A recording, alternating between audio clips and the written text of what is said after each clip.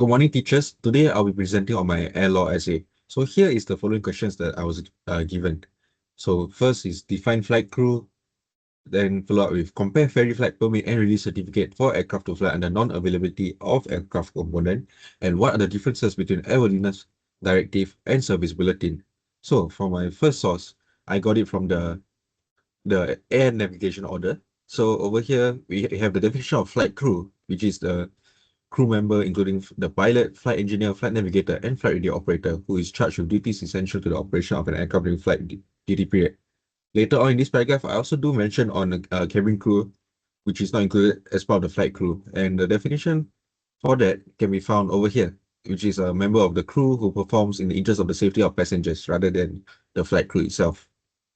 So next, I'll be talking about the ferry flight and release certificate.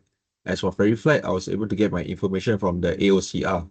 From here, we can see what the definition of ferry flight authorization is, which is authorizes the holder of this certificate to fly any aircraft operator under the certificate.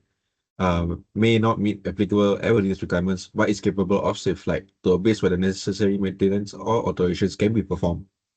As for release certificate, you could find it in the SAR 145, where when an aircraft is grounded at a location other than the main maintenance base due to the non-availability of an aircraft component with the appropriate release certificate, it is permissible to temporarily fit an aircraft component without the appropriate release certificate for a maximum of 60 flight hours until the aircraft first returns to the mainline station or main maintenance base, whichever is sooner. So following up, I do talk about the airworthiness directives and service bulletins.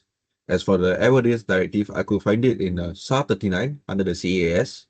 Over here, we have the definition of the airworthiness directive, which is a document issued or adopted by the authority, which mandates actions to be performed to restore an acceptable level of safety for an aircraft when evidence shows that the safety level may be otherwise compromised. So this fully explains what the airworthiness directive is truly about. And for service bulletins, I managed to get it from our tutorial question, where the answers are also highlighted over here. So this is to show what happens when you're non-compliant to a mandatory service bulletin. And also shows that service letters and notices issued by the manufacturers are generally non-mandatory. And also, it also shows what service bulletins actually are, which can be mandatory unless CEO notifies otherwise. So these are the following sources that I cited down under the APA 7th edition.